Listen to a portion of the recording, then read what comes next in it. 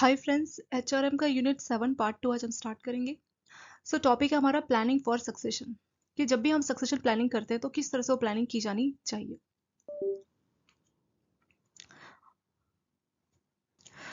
इससे पहले पार्ट 1 में हमने कंप्लीट किया था कि सक्सेशन प्लानिंग एग्जैक्टली होता क्या है।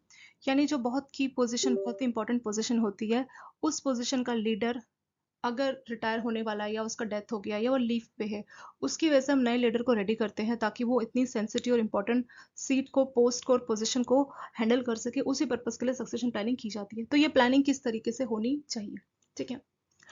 अगर हम बात करें सीईओ की, कि पुराना सीईओ जाने वाला है और नया सीईओ आएगा, तो सक्सेशन प्लानिंग किसी केस में बहुत ज़्यादा इजी हो सकती है, स्मूथ, और किसी केस में बहुत ही बम्पी राइड यानी बहुत ज़्यादा चैलेंजिंग हो सकती है। डिपेंड करता है कि आपने इस प्लानिंग को कैसे हैंडल किया। तो मेन चीज़ आपकी हैंडलिंग के ऊपर हो जाती है, किस तरह से आप प्लानिंग को, सक्सेशन प्लानिंग को हैंडल कर रहे हैं, ठीक है। तो क्या क्या ऐसी चीज़ें हमें करनी चाहिए जो हम सक्सेशन प्लानिंग आसानी से कर सकें। कुछ पॉइंट्स यहाँ पे बताए हैं कि जब भी आप सक्सेशन प्लानिंग करने वाले हो तो कुछ चीज़ों को आपको ध्यान रखना पड़ेगा, जिससे आपको हेल्प मिलेगी सक्सेशन प्लानिंग। पहला, एवरी ऑर्गेनाइजेशन इज डिफरेंट। तो हर ऑर्गेनाइजेशन अलग अलग है, ठीक है। अगर सेम इंडस्ट्री है या सेम सेगमेंट है, फिर भी उसमें अलग अलग आपको देखने को मिलेगा। कोई मेडिकल इंडस्ट्री है या कोई फूड इंडस्ट्रीज है, तो वहाँ पे आपको क्या मिलेगा, है भले ही सेम कंपनी पर कल्चर जो है, ऑर्गेनाइजेशन अपने में डिफरेंट है। तो इसीलिए जो है ये प्रोसेस क्या होना चाहिए, टेलर्ड होना चाहिए। टेलर्ड मतलब जिस हिसाब की ऑर्गेनाइजेशन है उस हिसाब से जो है आपका सक्सेशन प्लानिंग किया जाना चाहिए। तो हर ऑर्गेनाइजेशन एक दूसरे से डिफरेंट है, कल्चर के मामले में, प्रायोरिटी के मामले में, और ऑर्गेनाइजेशन की पर्सनैलिटी के मामले में। तो इसीलिए आपको ध्यान रखना चाहिए कि जो भी आप सक्सेशन प्लानिंग कर रहे हो, ऑर्गेनाइजेशन के हिसाब से टेलर मेड हो, कस्टम हो, मतलब जिस टाइप की ऑर्गेनाइजेशन है उस टाइप से आपको प्लान करना चाहिए। सेकेंड पॉइंट क्या बोला है कि एम्प्लॉयज एट और लेवल, हर लेवल के जो एम्प्लॉयज हैं, but certainly at the senior management. तो जो सीनियर मैनेजमेंट मतलब मैनेजमेंट में जो सीनियर पोस्ट में, ठीक है, need to be prepare for insights of new executive. तो जो नया एग्जीक्यूटिव आने वाला है, तो सीनियर मैनेजमेंट, स्पेशली जो सीनियर मैनेजमेंट है, उनको इसके लिए तैयार होना चाहिए। और इसके लिए और क्या किया जा सकता, और क्या किया जा सकता है, work with the new executive to develop and publish a communication plan. तो उनके साथ मिलके, जो नया सीईओ आया आपके ऑर्गेनाइजेशन में, तो उनके साथ मिलके 60 से 90 दिन का एक प्लान बनाना चाहिए, ठीक है। सो एवरीवन नोज रफली व्हाट टू एक्सपेक्ट, मतलब क्या एक्सपेक्ट किया जा रहा है, तो उसको लेके 60 से 90 दिन का प्लान बनाना चाहिए। तो ये टाइम 60 से 90 दिन क्यों है, वो इसीलिए दोस्तों, क्योंकि 2 से 3 महीने का यहाँ टाइम इसीलिए मिला है, क्योंकि 1-2 महीना तो इंसान को थोड़ा एडजस्ट होने में भी लग जाता है, महीना भर लग ही जाता है। तो 2-3 महीने का टाइम इसलिए दिया है कि 2-3 महीने में आप आइडिया लगा सकते हैं कि जो नया एग्जीक्यूटिव है उसके साथ किस टाइप का हम प्लान बना रहे हैं, उनसे क्या एक्सपेक्टेशंस की जा रही है, ठीक है। जो सीनियर्स हैं, जो ऑलरेडी काफ़ी लंबे टाइम से ऑर्गेनाइजेशन में है, तो वो पुरानी हिस्ट्री या एक्सपीरियंस को शेयर कर सकते हैं नए सीईओ को, ताकि वो इस कल्चर को समझ सके और उसी हिसाब से जो है काम कर सके। फिर आगे इसमें और क्या बोला है कि जो एग्जीक्यूटिव है, इनकमिंग एग्जीक्यूटिव मतलब जो नया सीईओ आने वाला है, he should produce an organisation assessment. उसको अपनी ऑर्गेनाइजेशन का असेसमेंट करना चाहिए, देखना चाहिए, मूल्यांकन करना चाहिए कैसी ऑर्गेनाइजेशन है, और उस हिसाब से एक्शन प्लान बनाना चाहिए। A board would typically expect this within 3 to 6 month, depend upon the organisation size. तो जो बोर्ड ऑफ डायरेक्टर है, वो 3 से 6 महीने के टाइम का एक्सपेक्ट कर रहा है कि ऑर्गेनाइजेशन के साइज और कॉम्प्लेक्सिटी को वो समझ सके। यानी 3 से 6 महीने का उसको टाइम दिया गया है कि आप ऑर्गेनाइजेशन का असेसमेंट कीजिए और उस हिसाब से आप प्लान बनाइए। तो एक इतनी बड़ी ऑर्गेनाइजेशन को पूरा समझ के फिर उसके लिए एक्शन प्लान बनाना, तो उसमें 3 से 6 महीने का तो टाइम लग ही जाएगा। तो इसीलिए बोर्ड जो है 3 से 6 महीने का टाइम यहाँ पे देता है, ठीक है। तो यहाँ पे बहुत सिंपल सी बात की है कि सक्सेशन प्लानिंग कैसी होनी चाहिए। तो सक्सेशन प्लानिंग में क्या हो रहा है कि पुराना लीडर जा रहा है, नया लीडर या नया सीनियर पर्सन आ रहा है। तो उसके लिए जो है, कुछ ऑर्गेनाइजेशन में ये बहुत सिंपल है, किसी में बहुत मुश्किल हो सकता है, डिपेंड करता है आप इसको कैसे हैंडल कर रहे हैं। तो कुछ ऐसे तरीके जिसकी हेल्प से आप आसानी से ये कर सकते हैं। पहला ये है कि आपकी ऑर्गेनाइजेशन डिफरेंट है, सेम टाइप की इंडस्ट्री है, सेम फील्ड है, फिर भी उसमें डिफरेंस देखने को मिलता है ऑर्गेनाइजेशन के कल्चर में, ठीक है, स्ट्रक्चर में। किसी ऑर्गेनाइजेशन की प्रायोरिटी कुछ है, कुछ ऑर्गेनाइजेशन का प्रायोरिटी है कि सिर्फ हमें प्रॉफिट चाहिए, ठीक है। दोनों है फूड इंडस्ट्री। दूसरी फूड इंडस्ट्री की प्रायोरिटी है कि हमें अच्छा कस्टमर बेस चाहिए, तो प्रायोरिटी डिफरेंट है ना। तो उस हिसाब से हर ऑर्गेनाइजेशन डिफरेंट है, तो वो जो भी प्लान बना रहे हैं अपने नए सक्सेशन प्लानिंग के, वो उनकी टेलर्ड यानी कस्टम होना चाहिए। जैसी ऑर्गेनाइजेशन, उनको अपना प्लान उस हिसाब से रेडी करना चाहिए। सेकेंड है आपका जो हर लेवल के एम्प्लॉय, स्पेशली जो सीनियर मैनेजमेंट है, उनको जो है प्रिपेयर होना चाहिए कि नए एम्प्लॉयज़ के साथ किस तरीके से काम किया जा रहा है। और मतलब कुछ आप सेशन उनके साथ ले सकते हैं नए एग्जीक्यूटिव के साथ, ताकि जो है क्या होगा, किस तरह से डिज़ाइन होगा, ठीक है। मतलब एक प्लानिंग की बात आप उनसे कर सकते हैं, तो इससे जो है इंफॉर्मेशन का शेयर होना, मतलब सीनियर एग्जीक्यूटिव जो है सीईओ के साथ मीटिंग करेंगे ताकि इंफॉर्मेशन शेयर हो, जो इंपॉर्टेंट चीजें हैं, ठीक है, वो चीजें पता लगे। उसके बाद अगला इसमें बोला है कि जो सीईओ है वो सीनियर मैनेजमेंट के साथ मिलके 60 से 90 दिन का कम्युनिकेशन प्लान बनाएगा कि 60 से 90 दिन में क्या क्या किया जाएगा। और लास्ट पॉइंट बोला है कि जो बोर्ड ऑफ डायरेक्टर है वो 3 से 6 महीने का टाइम देगा सीईओ को कि आप जो है ऑर्गेनाइजेशन को असेस कर लो, देख लो कैसे ऑर्गेनाइजेशन है, उस हिसाब से एक्शन प्लान बना लो, ठीक है। तो इस तरह से किया जा सकता है। सो मैनेजरियल सक्सेशन प्लानिंग क्या होना चाहिए? जो तरीके हैं, जो मेथड्स हैं, methods of managerial succession plans में वेरी, बैंक टू बैंक या ऑर्गेनाइजेशन टू ऑर्गेनाइजेशन ये वेरी कर सकता है। कुछ जो टिपिकल मतलब जो कॉमनली यूज्ड जो सक्सेशन प्लानिंग होता है मैनेजरियल का, तो उसमें ये सारे स्टेप्स फॉलो किए जाते हैं। Step number 1, analysis of demand for managers. तो पहले स्टेप में आप देखोगे कि हमें कितने मैनेजर्स की या कितने प्रोफेशनल्स की जरूरत है। तो पहले आप क्या करोगे, डिमांड देखोगे कि कितनों की डिमांड है, फ्यूचर में हमें कितने मैनेजर्स की जरूरत पड़ने वाली है।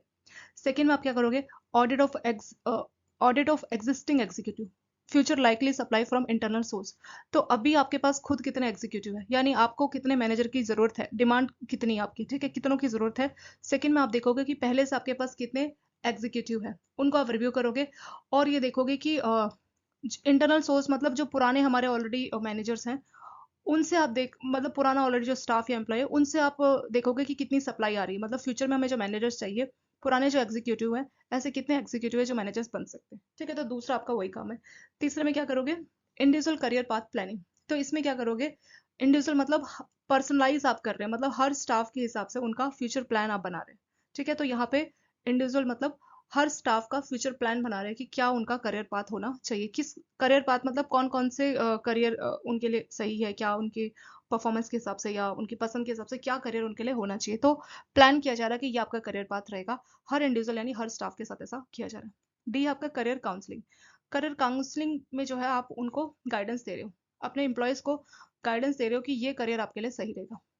एक्सेलरेटेड प्रमोशंस, तो यहाँ पे आप क्या कर रहे हो कि फास्ट ट्रैक प्रमोशन का ऑप्शन रख रहे हैं। फास्ट ट्रैक मतलब ऐसे एम्प्लॉय जो बहुत अच्छा परफॉर्म कर रहे हैं, जिनके अंदर बहुत अच्छा पोटेंशियल है, बहुत अच्छी क्षमता है अच्छा आउटपुट देने की, अच्छा परफॉर्म करने की, तो उनके लिए आप फास्ट ट्रैक प्रमोशन का ऑप्शन भी रख रहे हैं।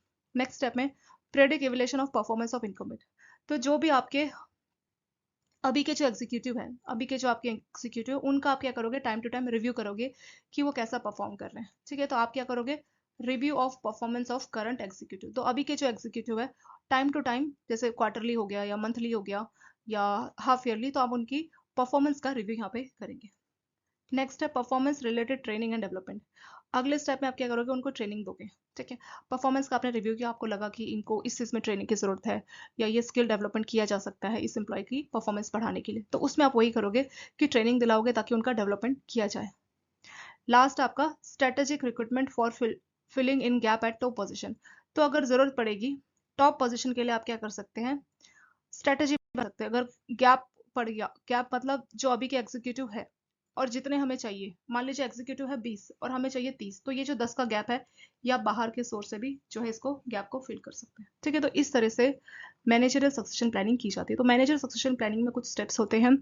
पहला क्या है कि आपको पहले अपनी डिमांड देखनी होगी कि मान लीजिए 2 साल में या 4 साल में हमें 30 मैनेजर्स की जरूरत है, तो आपने पहले क्या किया, अपने डिमांड देखी कि हमें कितने मैनेजर्स की जरूरत है।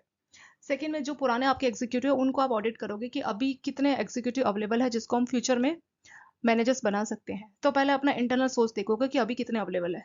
मान लेते हैं कि अभी 20 लोग अवेलेबल है, 20 एग्जीक्यूटिव हैं जो फ्यूचर में मैनेजर बन सकते हैं।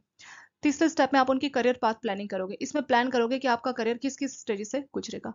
फिर आप उनको करियर को लेकर काउंसलिंग यानी उनको गाइडेंस दोगे। फिर accelerate promotion, fast track promotion का ऑप्शन या कोई और ऐसा ऑप्शन रखोगे ताकि जल्दी जल्दी उनको प्रमोशन मिल सके। पीरियडिक एवेल्यूशन ऑफ परफॉर्मेंस, फिर आप क्या करोगे, जो आपके अभी के करंट एम्प्लॉय है उनकी परफॉर्मेंस का एवेल्यूशन करोगे, चेक करोगे कि वो कैसा परफॉर्म कर रहे हैं। पीरियडिकल मतलब मंथली, क्वार्टरली, हाफ ईयरली, किसी भी तरह से आप परफॉर्मेंस को चेक कर सकते हैं। ये काम जनरली आपका एचआर ही करता है। परफॉर्मेंस रिलेटेड ट्रेनिंग, अगर लगता है कि परफॉर्मेंस ज़्यादा अच्छी नहीं है तो आप उसको जो है ट्रेनिंग ये सब भी दिलवा सकते हैं। अगर आपको लग रहा है कि कुछ गैप अभी भी है, जैसे 30 चाहिए थे, 20 तो इंटरनल स्टाफ है, बाकी के 10 आप बाहर से भी ले सकते हो। तो ये हो गया आपका managerial succession planning. Next topic है आपका दोस्तों job family. Job family exactly क्या होता है, यहाँ से देखेंगे। जॉब फैमिली क्या होता है, जॉब फैमिली मतलब एज द नेम सजेस्ट, नाम से आपको लग रहा होगा, इस grouping of job with similar characteristics, same type की जॉब को अगर आप ग्रुप बना दोगे तो वो हो जाएगा आपका जॉब फैमिली। ठीक है, सिमिलर कैरेक्टरिस्टिक्स मतलब ऐसी जॉब जिसको जिसकी कैरेक्टरिस्टिक्स सेम होगी। एग्जाम्पल के तौर पे कुछ जॉब्स हैं टाइपिंग की, ठीक है, ये काम आप कंप्यूटर में ही कर सकते हैं। या कोई जॉब है जिसमें कंप्यूटर की हेल्प से जो है आपको कुछ एक्सेल शीट या कुछ पीडीएफ बनानी है, ये काम भी आप कंप्यूटर से कर सकते हो। तो मतलब बेसिक अगर आपको कंप्यूटर आता होगा तो आप इन इन सारी जॉब को कर सकते हो जो आप कंप्यूटर में कर सकते हो। तो जॉब फैमिली को बहुत सिंपल सी भाषा में समझ सकते हैं कि ऐसी जॉब्स जिनको करने के लिए सिमिलर स्किल्स चाहिए या सिमिलर कैरेक्टरिस्टिक्स की जो जॉब है उसको जॉब फैमिली बोला गया है। एक फैमिली में माना जाता है कि एक ही टाइप के लोग हैं, तो जॉब फैमिली मतलब जो मिलती जुलती है, जिनकी कैरेक्टरिस्टिक्स मैच करती है, अगर उन सभी जॉब को आप एक ग्रुप में बना दोगे तो उसी ग्रुप को बोल दिया जाएगा कि ये है job family. It is a group of role that have similar nature of work. तो ये आपके जो रोल है, जो आपके काम है, काम का ही ग्रुप होता है जहाँ पे जो काम है वो सिमिलर नेचर का होता है। ठीक है, और उसको पूरा करने के लिए एक सिमिलर स्किल चाहिए, यानी अगर सभी में वो स्किल है, मान लीजिए कोई जॉब है जिसको करने के लिए 12th पास चाहिए, तो 12th पास वाले सारे लोग उस जॉब को कर सकते हैं, तो वो एक सिमिलर स्किल होगी कि 12th पास सफिशिएंट है। ठीक है, यहाँ पे अलग अलग लेवल हो सकता है। अलग अलग लेवल मतलब जॉब में भी सेम टाइप की जॉब है, वहां पे भी बहुत अलग अलग लेवल होते हैं। जैसे कोई भी होटल का एग्जांपल लीजिए जहाँ खाना बन रहा है, ठीक है, होटल। तो यहाँ पे मान लीजिए चाय बनाने के लिए थोड़े फ्रेशर लोगों को चाय बनाने का काम मिलता है। ठीक है, जो गेस्ट है मतलब खाना बनाने के लिए वो अलग है। तो है सारे एक ही कुकिंग फील्ड में कि सबको खाना या खाने पीने की चीजें बनानी, पर चाय बनाने के लिए थोड़ा छोटे लेवल का हो गया पर्सन, जिसको एक्सपीरियंस कम है और जिसको एक्सपीरियंस ज्यादा है, 5 साल 10 साल, वो खाना बनाने वाला काम करता है इस अच्छे होटल में, अच्छी मान लीजिए 5 स्टार होटल ही है। तो इससे आपको आइडिया लगा होगा कि सेम जॉब में ये सब एक ही फैमिली के, कि खाना चाय ये सब एक ही फैमिली के ना, एक ही चीज बना रहे। स्किल्स भी सेम चाहिए कि खाना ये सब आना चाहिए, पर इसमें भी अलग अलग लेवल होते हैं, अलग अलग स्पेशलाइजेशन होते हैं, स्किल्स की भी अलग अलग स्पेशलाइजेशन होती है। ठीक है, एग्जाम्पल भी दिया जैसे अकाउंटेंट और पेरोल स्पेशलिस्ट। सो इनको जो है फाइनेंस और बिजनेस फैमिली में रख सकते हैं। तो फाइनेंस एंड बिजनेस फैमिली में अकाउंटेंट भी रहेगा, अकाउंटेंट की ज्यादा जिम्मेदारियां हैं। पेरोल स्पेशलिस्ट, पेरोल सैलरी इसके रिगार्डिंग काम पेरोल वाले का रहेगा। ठीक है, ये एक ही फैमिली में है। तो अकाउंटेंट जो है वो बड़े लेवल का हो गया और पेरोल स्पेशलिस्ट थोड़े छोटे लेवल का हो गया। यानी जॉब फैमिली में भी अलग अलग लेवल एग्जिस्ट करते हैं। ठीक है, जैसे मैनेजर में भी अलग अलग लेवल है। एक हो गया सिंपल असिस्टेंट मैनेजर, फिर एक हो गया जनरल मैनेजर आपका, सॉरी, डिप्टी मैनेजर, फिर हो गया आपका, और फिर आपका हो गया ये मैनेजर, फिर हो गया चीफ मैनेजर। तो मैनेजर में भी कितने सारे लेवल एग्जिस्ट कर रहे हैं ना, तो सेम ऐसे यहाँ पे भी अलग अलग लेवल एग्जिस्ट करते हैं। Chief characteristics of job family. तो जॉब फैमिली की क्या क्या कैरेक्टरिस्टिक्स है, तो यहाँ पे जॉब फैमिली की कुछ कैरेक्टरिस्टिक्स की बात की है। ठीक है, तो देखते हैं कि क्या क्या कैरेक्टरिस्टिक्स होती है। सो पहली कैरेक्टरिस्टिक्स है नंबर ऑफ जॉब फैमिलीज। ठीक है, so organizations generally employ maximum 15 to 20 jobs families depend upon the nature of business and purpose of job family। तो किसी भी ऑर्गेनाइजेशन की अगर हम बात करें तो जनरली वो 15 से 20 जॉब फैमिलीज रखती है, यानी जितना भी काम है उसको 15 से 20 ग्रुप में डिवाइड करती है। ठीक है, तो एक ग्रुप एक जॉब फैमिली को रिप्रेजेंट करेगा। ठीक है, मान लीजिए कोई भी ऑफिस है जहाँ पे टाइपिंग का काम एक जगह पे होता है, तो टाइपिंग वाला एक ग्रुप हो गया, वो हो गया एक जॉब फैमिली। मार्केटिंग सेल्स अलग ग्रुप हो गया, ठीक है, तो वो दूसरी जॉब फैमिली। तो इस तरह से कोई भी जो ऑर्गेनाइजेशन है वो 15 से लेके 20 तक अपनी जॉब फैमिलीज रखती है। डिपेंड करता है कि ऑर्गेनाइजेशन कितना बड़ा है, उसकी जरूरतें क्या है, उस हिसाब से भी डिपेंड करते हैं। अगला आपका करियर प्रोग्रेशन। जॉब फैमिली में क्या होता है कि job family allow employees to be more easily identify related position across the organisation. तो जॉब फैमिली में क्या होता है कि जो एम्प्लॉयज हैं वो समझ पाते हैं कि उनके लिए क्या चीजें या क्या पोजीशन जरूरी है, और वो आइडेंटिफाई भी कर पाते हैं। ठीक है, तो रिलेटेड पोजीशन, मान लीजिए आप एक काम कर रहे हैं, जैसे मैंने आपको होटल का एग्जांपल दिया, तो जो काम कर रहा है, चाय बना रहा है होटल में, तो उसको मालूम है कि रिलेटेड वर्क क्या है, कि खाना भी बनाया जा सकता है, चाय के अलावा खाना भी बनाया जा सकता है, तो वो जो है आइडेंटिफाई कर सकता है related position across the organisation. तो उस होटल में उसको चाय के अलावा खाना बनाने वाला काम भी सीखना चाहिए, तो इस तरह से वो खाना बनाने वाली ट्रेनिंग लेके अपने करियर का प्रोग्रेशन कर सकता है। ठीक है, तो वो रिलेटेड पोजीशन फाइंड कर सकता है जिससे वो ऑर्गेनाइजेशन में सेम फैमिली में मूव करेगा। सेम फैमिली कैसे, खाना बनाने वाला होटल सब एक ही फैमिली में उसको रखा गया मान लीजिए, तो वो उसी फैमिली में अलग अलग पोजीशन को आइडेंटिफाई कर सकता है और उसके लिए वो मेहनत करके उस एबिलिटी को पाके उस जॉब को भी ले सकता है। तीसरा, job family clearly differentiate from other function. Job family में जो रोल होता है वो बाहर की जो दूसरी जॉब फैमिली है उनसे अलग होता है, यानी this concept ensure that each job differentiate from other job. जैसे हमने जॉब फैमिली में क्या किया, हमने मान लीजिए 15 जॉब बनाई, तो इस बात को इंश्योर करना होता है कि हर जॉब दूसरे से डिफरेंशिएट हो। मतलब जैसे हमने बोला कि एक मान लीजिए बहुत बड़ा होटल है, ठीक है? वहाँ खाना बनाने वाले को एक जॉब में रखा, चाहे वो चाय हो, कुछ भी हो। दूसरी जॉब में क्लीनिंग वाले को रखा, तो क्लीनिंग और खाना बिल्कुल भी मैच नहीं करता ना, तो बिल्कुल ही डिफरेंशिएट है। तो वही बात बोली है कि जॉब फैमिली में बाकी के फंक्शन से वो डिफरेंशिएट होना चाहिए। जॉब फैमिली में वही काम होना चाहिए जो वहाँ पे किया जा रहा है, ठीक है? Each job differentiate from other job which are outside the job family. तो जो जॉब जॉब फैमिली से बाहर है वो इससे अलग होनी चाहिए। जैसे क्लीनिंग वाली जॉब खाना बनाने वाली जॉब से तो बिल्कुल डिफरेंट है ना, तो वही इसमें बोला गया। चौथा क्या है? कैरेक्टरिस्टिक सिमिलरिटी, यानी यहाँ पे क्या होता है कि हर जॉब फैमिली में all the role in a particular job family will have identical characteristics trait, यानी जो भी काम होता है जॉब फैमिली में उसके लिए सेम ट्रेड, सेम गुड़ियाँ, सेम कैरेक्टरिस्टिक्स होने चाहिए। जैसे सेम नॉलेज, सेम स्किल्स या सेम योग्यता, ठीक है? ऐसा होना चाहिए, यानी जो रोल है जॉब फैमिली के उसके लिए सेम कैरेक्टरिस्टिक्स चाहिए।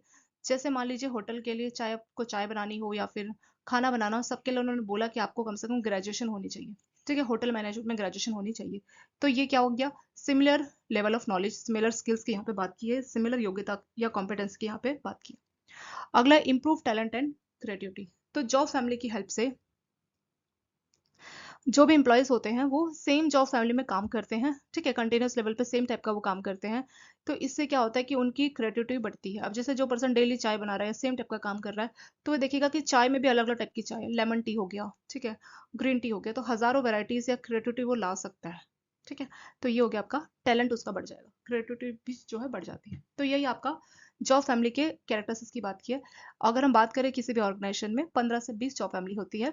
और करियर प्रोग्रेशन, इसमें जो है एम्प्लॉय आइडेंटिफाई कर सकते हैं कि कितना रिलेटेड काम मैं और इस ऑर्गेनाइजेशन में कर सकता हूँ इस जॉब फैमिली में, तो इससे वो अपनी एबिलिटी को इंप्रूव कर सकता है। तीसरा है कि जॉब फैमिली में जो काम है बाकी काम से बिल्कुल वो डिफरेंशिएट होता है, यानी जॉब फैमिली में सेम टाइप का काम होगा। एग्जाम्पल, कुकिंग वाला एक जॉब फैमिली जहाँ पे सिर्फ खाने पीने की बात हो रही है, बाहर कुछ क्लीनिंग वाला जॉब है, क्लीनिंग वाला खाने से तो मैच नहीं कर रहा ना, तो वही बोला है कि जॉब फैमिली का काम बाहर के किसी रोल से मैच नहीं होना चाहिए। अगला है कि जॉब फैमिली के काम को करने के लिए हर रोल के लिए आपको सेम कैरेक्टर से सेम नॉलेज और सेम स्किल की जरूरत होती है।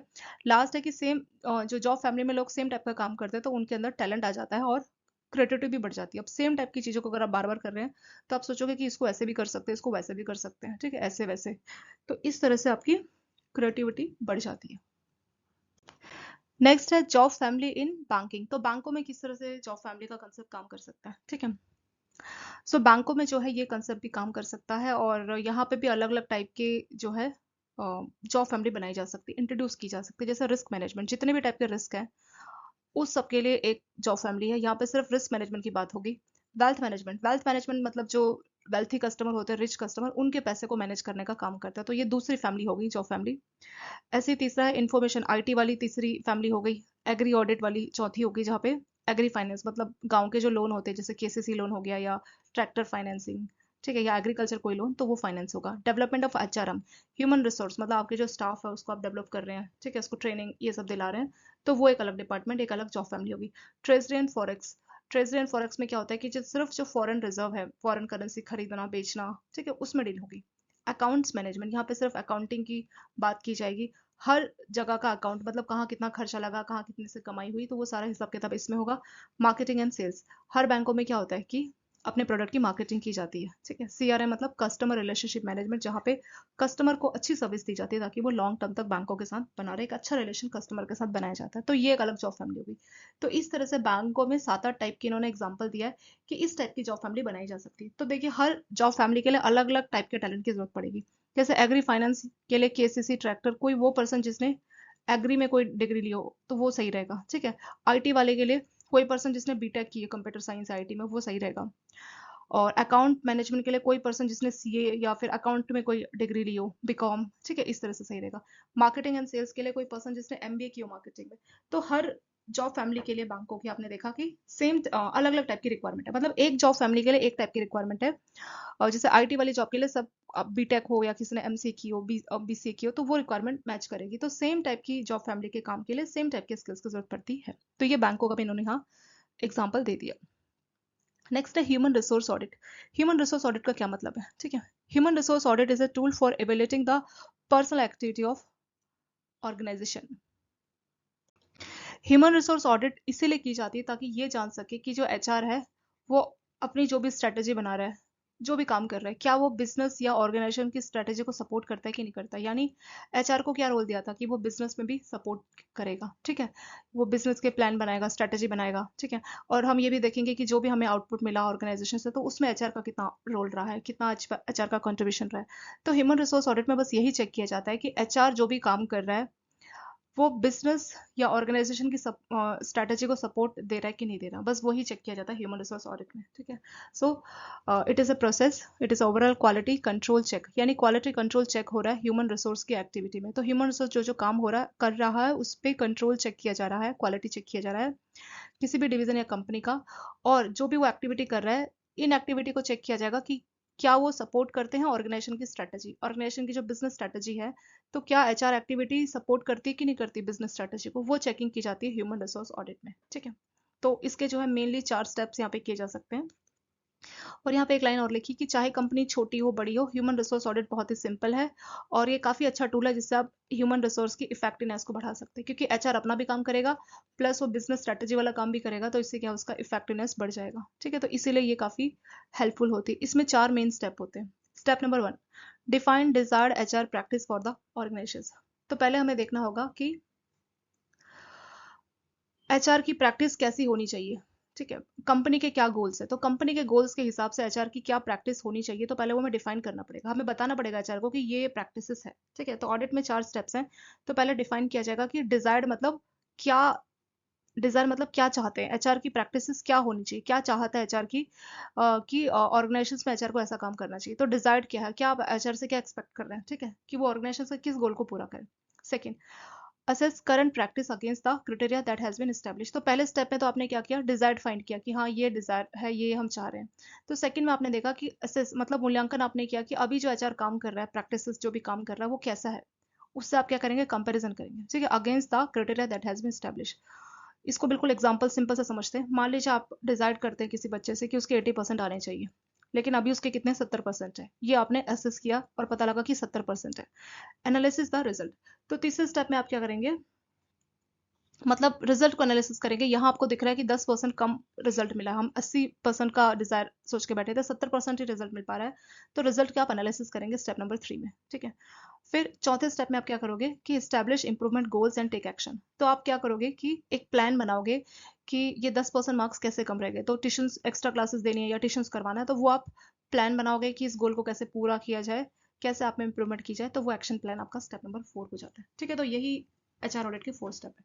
तो एचआर ऑडिट में ये चेक किया जाता है कि एचआर जो भी काम कर रहा है, एचआर का जो भी एक्टिविटी है, बिजनेस की स्ट्रेटेजी में वो कितना सपोर्ट कर रहा है, यानी एचआर की एक्टिविटीज बिजनेस स्ट्रेटेजी के लिए, बिजनेस ऑर्गेनाइजेशन के गोल के लिए कितना मददगार है। इसमें 4 स्टेप होते हैं।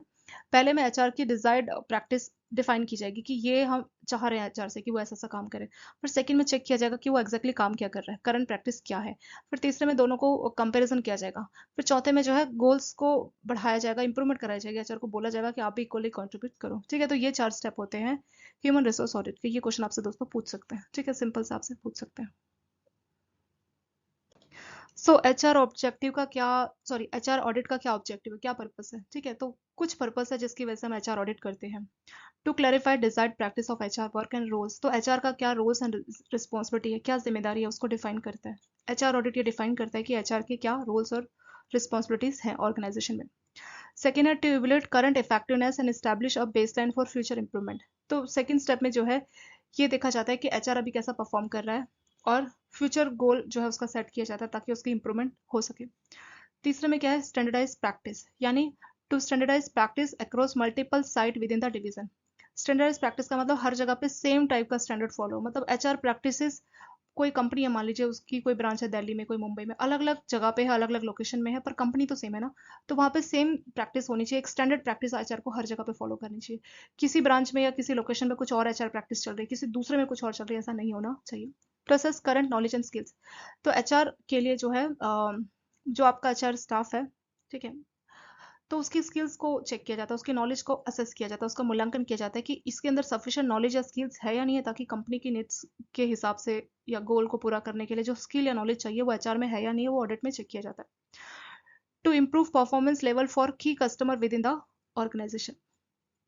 तो इसमें क्या होता है कि इसमें एचआर को इम्प्रूव कराया जाता है ताकि वो एम्प्लॉयज को या बाकी ऑर्गेनाइजेशन को किस तरह से, मतलब इसमें एचआर की ओवरऑल परफॉर्मेंस को इम्प्रूव कराया जाता है ताकि वो ऑर्गेनाइजेशन के जो एम्प्लॉय उनको बेटर सर्व कर सके और ऑर्गेनाइजेशन के गोल को भी पूरा कर सके। तो एचआर ऑडिट के फायदे कुछ हैं कि एचआर के रोल डिफाइन हो जाते हैं, एचआर की जो है अभी क्या क्या इफेक्टिवनेस और फ्यूचर में क्या उसका रोल होने वाला है वो भी इसमें डिफाइन हो जाता है। तीसरे में बोला है कि एचआर के जो काम है उसको स्टैंडर्डाइज किया जाता है, स्टैंडर्ड काम बनाया जाता है, चाहे अलग अलग ब्रांचेस हो या कंपनी में अलग अलग डिवीजन हो तो वहाँ पे स्टैंडर्ड प्रैक्टिस को लागू कराया जाता है। चौथे में एचआर की क्या स्किल्स है, क्या नॉलेज है, उसको भी असेस किया जाता है, मूल्यांकन किया जाता है और एचआर की परफॉर्मेंस को इंप्रूव कराया जाता है। बेनिफिट ऑफ एचआर ऑडिट, तो इसके क्या क्या फायदे होते हैं। फायदे तो कई सारे होते हैं पर कुछ यहाँ पे बेनिफिट्स की बात की है। Identification of contributions of HR, यानी एचआर डिपार्टमेंट ऑर्गेनाइजेशन में क्या कंट्रीब्यूट कर रहा है, क्या वैल्यू ऐड करके दे रहा है, एचआर से क्या फायदा हो रहा है। मान लीजिए टर्नओवर हुआ 1000 करोड़ का, तो इस 1000 करोड़ में एचआर ने क्या कंट्रीब्यूट किया, क्या वैल्यू ऐड किया ऑर्गेनाइजेशन में, तो ये आइडेंटिफाई किया जा सकता है। सेकेंड है कि जो एचआर है, एचआर डिपार्टमेंट ज़्यादा प्रोफेशनल वे में काम करेगा और उसकी जो इमेज है वो अच्छी हो जाती है क्योंकि प्रॉपर ऑडिट हो गया ना, तो प्रोफेशनल इमेज भी काफ़ी बढ़ जाती है। और जो एचआर मेंबर है, जो एचआर स्टाफ है वो ज़्यादा रिस्पॉन्सिबिलिटी के साथ और प्रोफेशनलिज्म के साथ काम करेगा, तो ज़्यादा रिस्पॉन्सिबिलिटी फील करता है। जब किसी की भी ऑडिट होती है तो वो अपने आप को एक्स्ट्रा रिस्पॉन्सिबिलिटी मानता है कि हाँ ये मेरी जिम्मेदारी की ऑडिट में सब कुछ ठीक हो, तो जो एचआर है उसको अच्छी रिस्पॉन्सिबिलिटीज के लिए इनकरेज मिलता है। इसमें एचआर जो डिपार्टमेंट है उसकी क्या ड्यूटी और रिस्पॉन्सिबिलिटी वो क्लैरिफाई हो जाती है क्योंकि ऑडिटर भी आके बताता है कि ये है और पहले से एचआर को मालूम है कि ये चीज़ है, तो जो रोल है वो आसानी से क्लैरिफाई हो जाते हैं, ड्यूटीज और रिस्पॉन्सिबिलिटी की जो है क्लैरिटी इसमें आ जाती है। Bringing uniformity in HR policy and practice, जैसे ऑर्गेनाइजेशन सेम है, ठीक है, सेम ऑर्गेनाइजेशन की अलग अलग ब्रांच है, कोई दिल्ली में कोई मुंबई में, तो सेम ऑर्गेनाइजेशन में एचआर की पॉलिसी और प्रैक्टिस यूनिफॉर्म होनी चाहिए। ऐसा नहीं कि दिल्ली ब्रांच में कुछ पॉलिसी चल रही है एचआर की, मुंबई में कुछ और पॉलिसी, तो ऐसा नहीं होना चाहिए, यूनिफॉर्मिटी आनी चाहिए, तो ऑडिट से ये काम भी हो जाता है। Installing HR best practice in the organization, क्योंकि अगर कहीं पे भी ऑडिट होगी तो वहां पे आप क्या करोगे कि जो भी प्रैक्टिस है वो आप बेस्ट करोगे, तो जो भी एचआर काम करेगा वो ऑर्गेनाइजेशन में बेस्ट प्रैक्टिस के हिसाब से काम करेगा। जो भी लीगल कंप्लाइंसेस है, कोई भी लॉज है या रेगुलेशन है, तो एचआर मान लीजिए कोई लेबर लॉ है, ठीक है, कोई भी लॉ है तो लॉ को जो है टाइमली जो है कंप्लीट करेगा, उसको कंप्लाइंस करेगा आपका एचआर, तो ये भी फायदा इससे हो जाता है। तो जब आपने एचआर प्रोसेस बढ़ा दिया तो इससे आपका खर्चा भी बचेगा, ठीक है, तो इसमें आप पैसा जो एचआर की प्रोसेस है वो आप बेटर वे में इम्प्रूव करके एचआर की जो कॉस्ट है वो भी कम हो जाती है क्योंकि वो काम अच्छे से करेगा, एफिशिएंसी बढ़ेगी तो हमारा जो कॉस्ट है वो कम हो जाएगा।